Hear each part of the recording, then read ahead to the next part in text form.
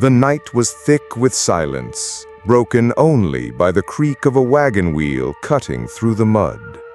It was western Pennsylvania, late summer of 1859, and an ordinary patch of farmland was about to split open history.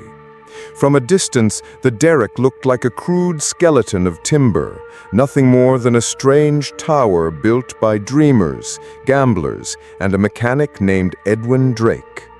Yet, beneath the soil, invisible, trapped for ages, a river of dark liquid waited to be released.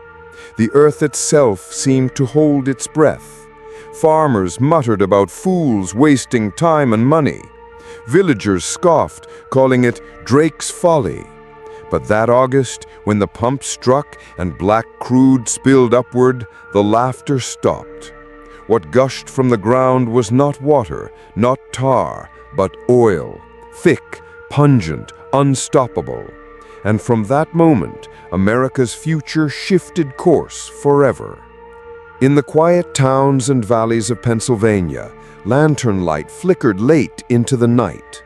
Word traveled faster than wagons could roll. Oil had been found. To most, it was an odd curiosity, a messy fluid farmers used in small doses to lubricate wheels or sell in jars for folk remedies. But now, in barrels, it promised fuel for lamps that burned cleaner than whale oil, fuel for machines that were beginning to hum in workshops, fuel for a nation racing toward industry. Suddenly, the ground beneath Pennsylvania was worth more than gold. Men came rushing, farmers abandoned their plows, blacksmiths left their forges, shopkeepers locked their doors. They poured into Titusville, a place few had heard of until then. The sleepy hamlet swelled overnight into a hive of speculation. Tents sprouting across fields, rough shacks hammered together by trembling hands. Fortune seekers dug furiously, derricks multiplied like weeds, and oil fever seized the air. The smell of crude, sharp and metallic coated the valley. Muddy roads clogged with wagons hauling barrels. Prices soared and plummeted with each rumor. It was chaos, but to sharp minds, it was also opportunity. Pennsylvania's oil rush was not a gentle tide, but a storm. Wells sometimes gushed uncontrollably, spewing thousands of gallons into creeks and fields. Men raced to plug the flows, scooping oil with buckets, their clothes drenched, their eyes wild. Fires broke out when lanterns tipped, reducing entire claims to smoldering ash. But none of this deterred the crowd. In fact, it only heightened the frenzy.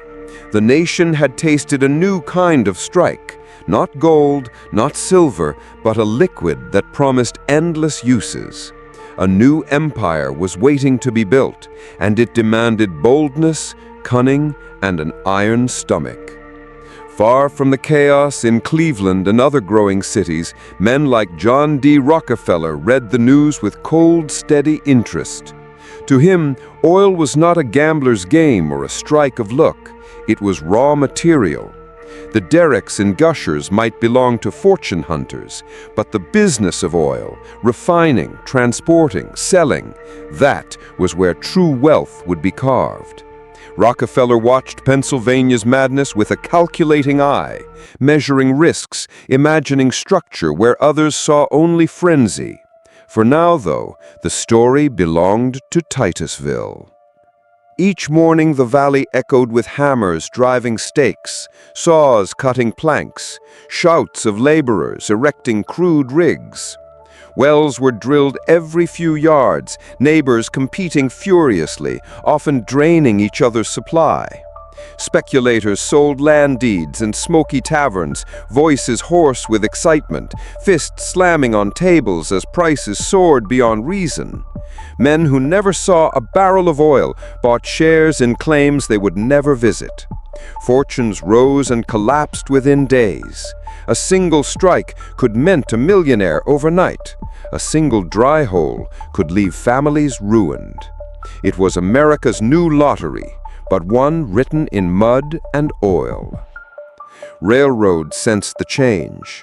Freight agents flocked to Titusville, surveying the chaos, scribbling notes on transport costs. Wagons groaned under the weight of barrels, struggling through rutted roads to reach rivers and rail lines. Barges overloaded with oil drifted downstream, leaking trails across the water. Merchants scrambled to build cooperages for barrels, their workshops echoing with the ring of iron hoops and the scent of fresh oak. Suddenly, even the humble barrel became a commodity worth fighting over. In oil country, a scarcity of barrels could halt a fortune as surely as a dry well. Newspapers fanned the fever, splashing headlines about miraculous strikes, fortunes made by farmers who once lived in poverty. Stories spread of wells yielding thousands of gallons a day, of men standing knee-deep in oil, of rivers running slick with rainbow sheen. Yet the papers also carried darker tales, fights over claims ending in gunfire, towns consumed by flames, swindlers vanishing with investors' money. Pennsylvania had become both paradise and inferno, a land where dreams ignited as quickly as they burned. Still, the hunger only grew. America was changing, its cities swelling, its industries demanding fuel and light. Whale oil, once the cornerstone of illumination, was growing scarce and expensive. Kerosene, refined from crude, offered a cheaper, brighter flame. Demand surged. Every gallon from Pennsylvania seemed already spoken for. Merchants scrambled to refine the raw crude into usable products, setting up makeshift stills that belched smoke and fire. Many burned down, their operators barely escaping with their lives. Yet new ones rose just as fast, for the profits were too intoxicating to ignore. The boom carried with it a peculiar mix of hope and menace. Farmers who once cursed the greasy nuisance oozing from their soil now sold land for sums they had never imagined. But with every success came envy, theft, and violence. Wells were sabotaged, barrels stolen under cover of night, contracts forged and broken. The air crackled with distrust. Partners betrayed each other, towns divided over claims. And through it all, oil, dark, thick, unyielding, flowed relentlessly, staining earth and hands alike. What few recognized in those early days was that the real battle had only begun. Digging oil was chaos, selling it was war. The market lurched violently, prices crashing when wells gushed too freely, spiking again when fires or floods destroyed supply. No system existed, no central order, only men scrambling in the dark. Some moo rich, but many more were ruined, left with debts and shattered hopes. Oil country was a lesson written in extremes, a warning that raw wealth without discipline could devour itself. In Cleveland, in Pittsburgh, in New York, whispers began to circulate. If oil was to become the fuel of the future, someone would need to tame it, to impose logic upon its madness. For now, the Pennsylvania fields were an untamed beast, but somewhere out there, a mind waited, patient, disciplined, mercilessly focused, to seize control. The first sparks of empire were buried in this frenzy, invisible beneath the mud and smoke. What unfolded in those early years was not merely a rush for oil, but a crucible, burning away the reckless, rewarding the shrewd.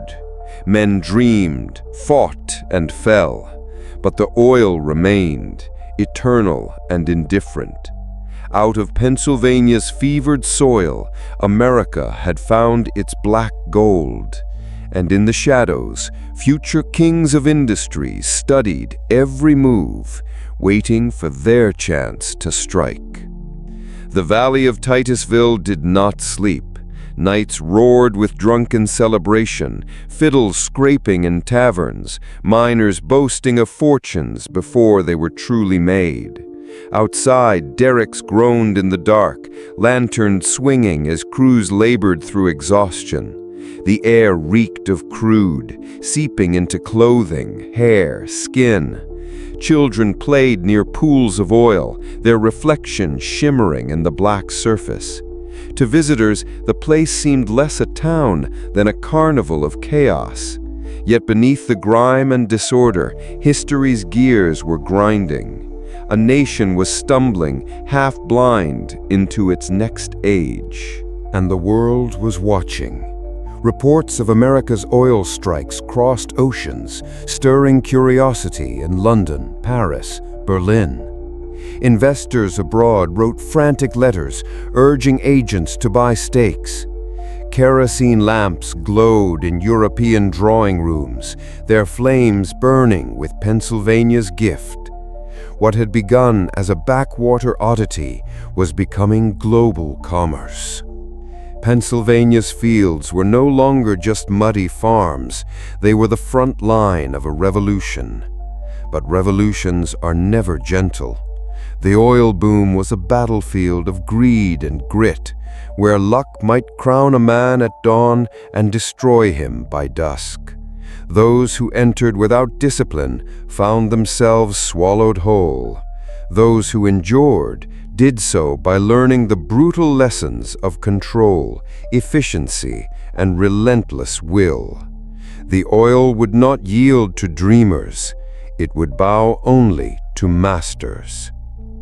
And among the many faces peering toward Pennsylvania's fires was one that did not cheer or shout or rush headlong into frenzy. John D. Rockefeller stood apart, his expression calm, his mind cold as steel. He saw the madness not as opportunity to gamble, but as proof of what must be done. Oil needed order. Oil needed rules.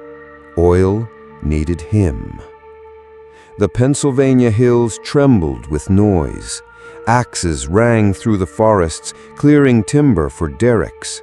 Steam engines coughed and hissed, their pistons clattering in desperate rhythm as drills bit into the earth.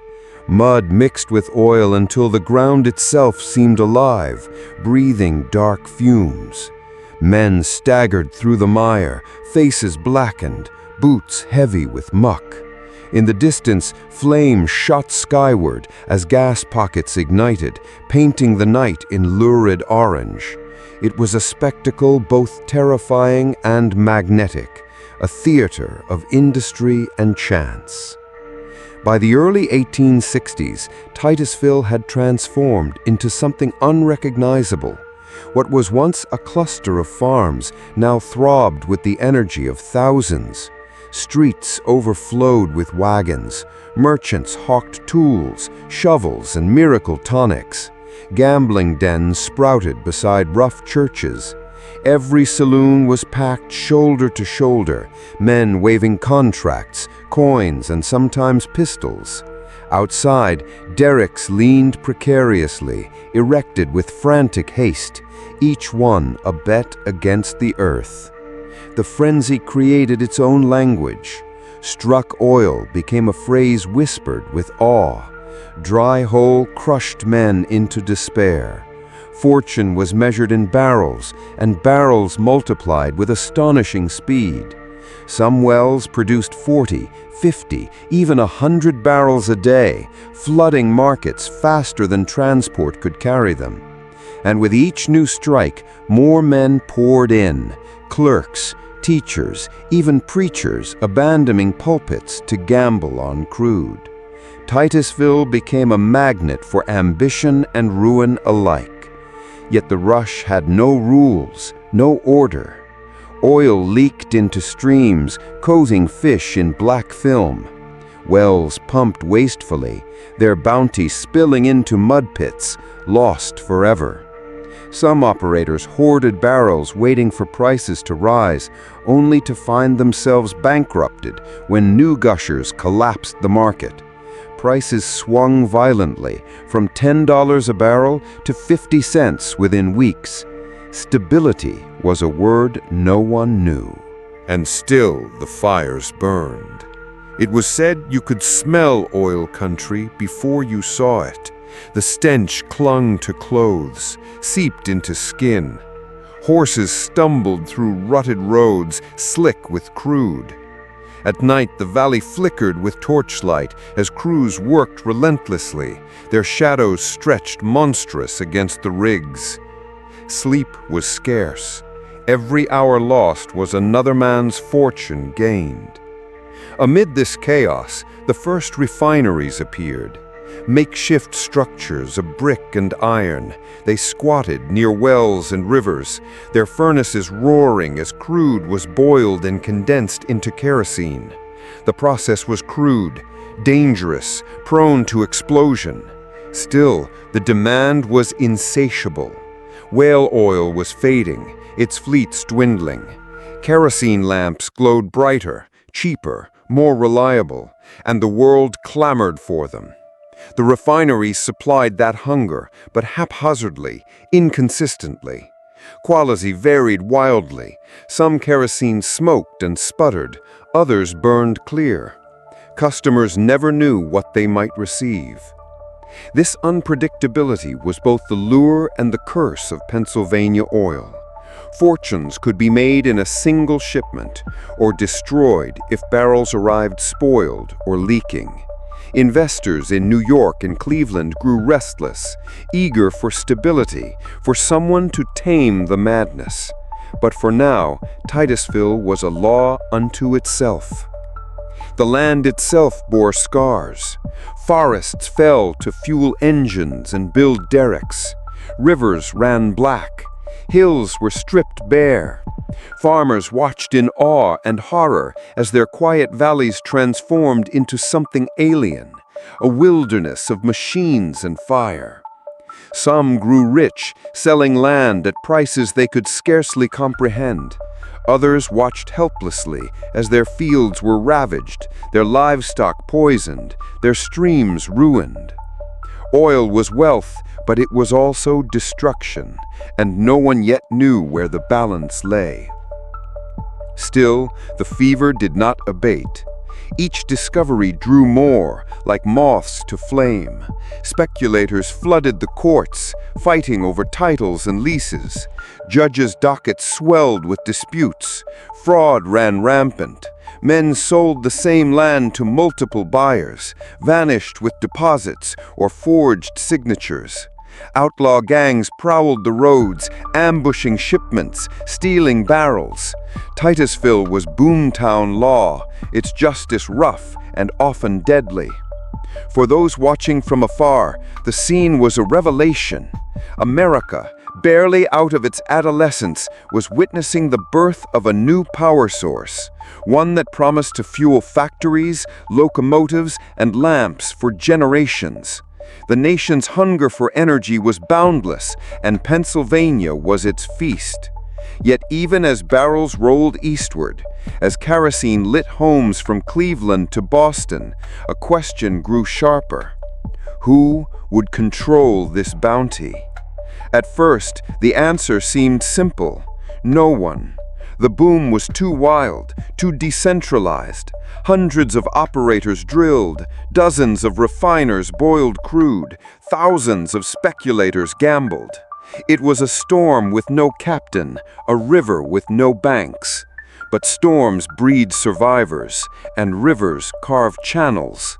Slowly, inevitably, men began to imagine something more than chaos. Railroads smelled profit. The Erie, the Pennsylvania, the New York Central, they vied for contracts, cutting deals with producers, promising faster transport, lower rates. But they too were caught in the frenzy, each trying to outmaneuver the other, their promises often collapsing under the weight of demand. Barges ran black rivers choked with barrels, leaking trails of oil that gleamed like molten gold under the sun. Every link in the chain strained under the load. Back in Cleveland, John D. Rockefeller studied it all with meticulous calm. Where others saw madness, he saw patterns. Where others saw fortune, he saw waste. The oil itself, he believed, was not the true prize. The prize was control, control of refining, of distribution, of transport, of price. Oil was too valuable to be left to gamblers and firebrands. It needed discipline, and discipline was his creed. But Rockefeller was not yet ready to step fully into the storm. He watched, waited, and calculated. Meanwhile, Pennsylvania groaned under its own success. Entire hillsides became forests of derricks, their wooden spires silhouetted against the sky like a city of skeletons. Wells crowded so closely together they drained one another, their productivity collapsing. Fires swept through, leaping from rig to rig, devouring fortunes in hours. Yet new wells rose again, for the fever could not be cured. It was not oil that drove men, but the dream of wealth, burning hotter than any flame. Travelers wrote of Titusville as if it were another world. One described rivers so thick with oil that a tossed match might set them alight. Another wrote of nights glowing red from furnace fires, the air choking with smoke. Yet beneath the grime there was exhilaration. America had discovered something inexhaustible, something that seemed to promise no limits. The people spoke of oil as if it were destiny itself, a force that could not be contained. But destiny favors the disciplined, and as the 1860s advanced, the tide began to shift. The Civil War raged, demanding fuel, iron, transport. Oil found its way into the war effort, its kerosene lamps lighting camps, its lubricants greasing machines of conflict. The war accelerated demand, tying oil to the nation's survival. Pennsylvania's chaos suddenly mattered on a national scale. Politicians, generals, industrialists all took notice.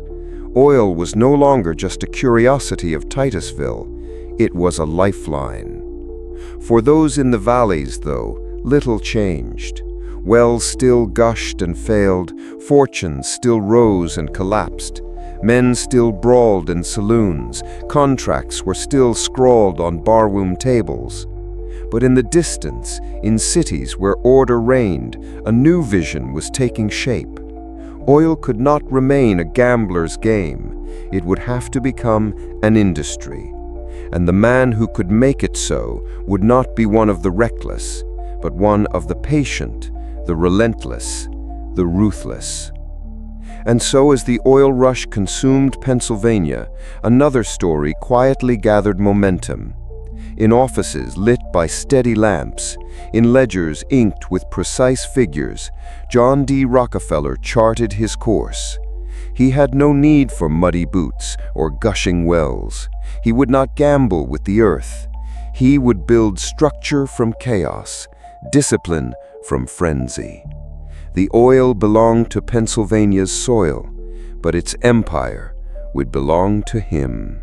By the mid-1860s, the fever of Pennsylvania had not cooled. If anything, it burned hotter, consuming the land and the men who labored upon it.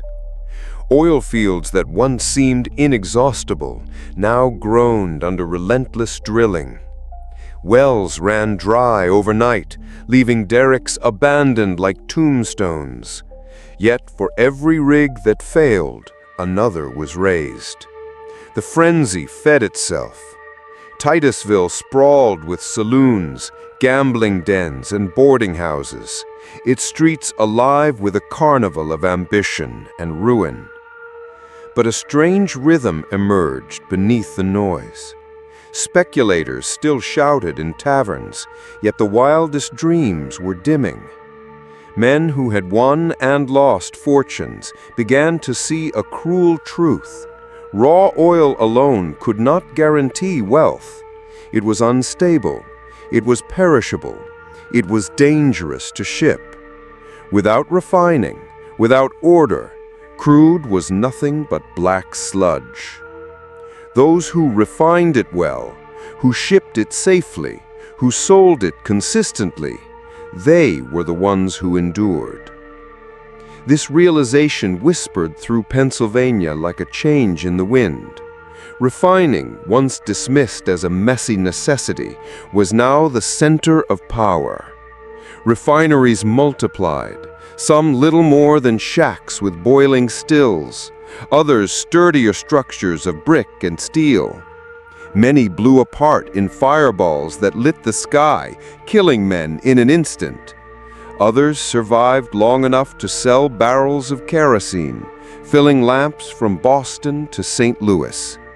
Out of the smoke and wreckage, the refining business became the crucible in which true oil men were forged. And in Cleveland, far from the oil fields' chaos, John D. Rockefeller prepared to step into that crucible. He was not yet the titan history would remember, not yet the figure who bent railroads and markets to his will. He was a young man in his 20s, pale-faced, meticulous, with dark eyes that seemed to measure everything they saw. To his partners, he was unnervingly calm, as if emotion had no place in business. He recorded every cent, questioned every expense, and worked with a discipline that bordered on obsession. Where others saw risk, he saw waste. Where others saw chaos, he saw patterns waiting to be imposed. Rockefeller did not dream of striking oil in muddy fields. He dreamed of controlling the flow once it left them. Pennsylvania could dig, but Cleveland, with its rail lines, its river access, its workshops, could refine and distribute. He had no desire to gamble on gushers that might vanish. He wanted certainty, predictability, control. And he would find it not in Titusville's saloons, but in Cleveland's counting rooms. The first steps were modest. With his partner Maurice Clark, Rockefeller moved into refining, pooling capital, building their first facility. It was efficient, clean, designed not with the frenzy of speculation, but with the rigor of accounting. Every barrel was measured, every waste reduced. While others burned profits in haphazard operations, Rockefeller saved pennies, and pennies multiplied into fortunes. His motto hardened: waste nothing. This creed became his weapon. In an industry bleeding from its own chaos, Rockefeller's refinery stood out for its order. Customers noticed. While other kerosene smoked or exploded in lamps, Rockefeller's burned steady and clean. His barrels were filled carefully, sealed tightly, shipped reliably. In a market where trust was rare, he offered consistency, and consistency was gold. Back in Pennsylvania, men still clawed at the earth, still fought over leases and claims.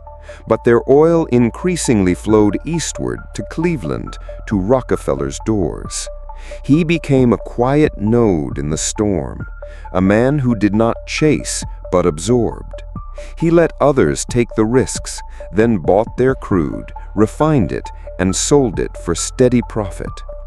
Slowly, his refinery expanded, his profits grew, his partners marveled at his relentless focus. But Rockefeller was not content.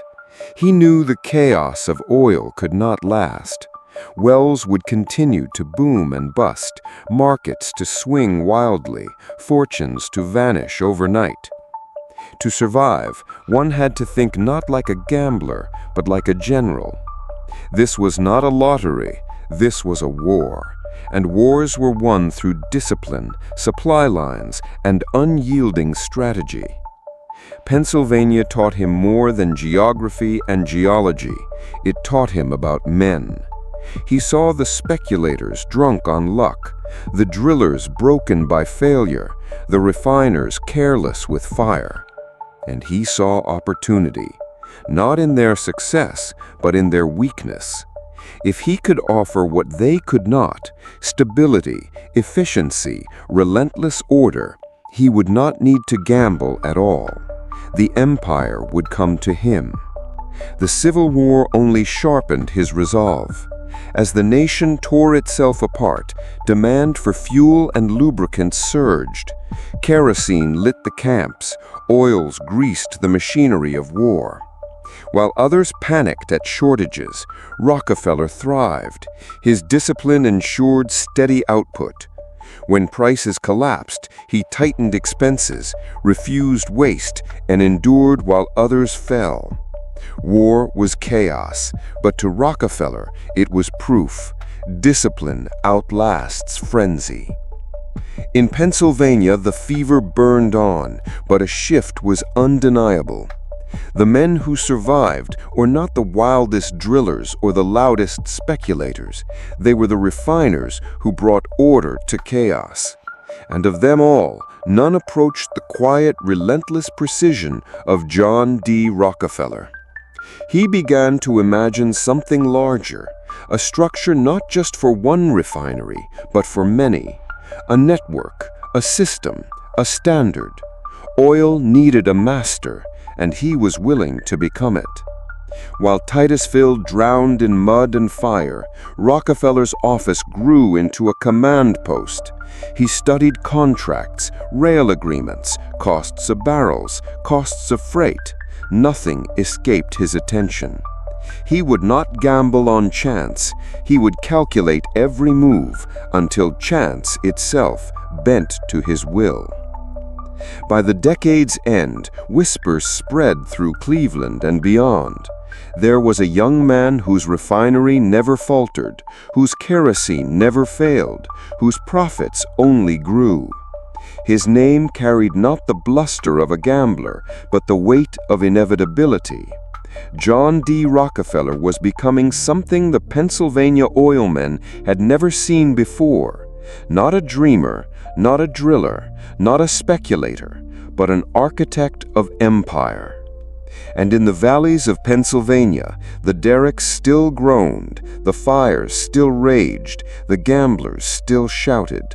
But somewhere beyond their reach, in ledgers inked with unerring precision, the next age of oil was already being written. The boom that began in Titusville was no longer a fever of chance. It was becoming the foundation of something far greater, a force that would reshape America. And at its center, calm, relentless, unyielding, stood John D. Rockefeller.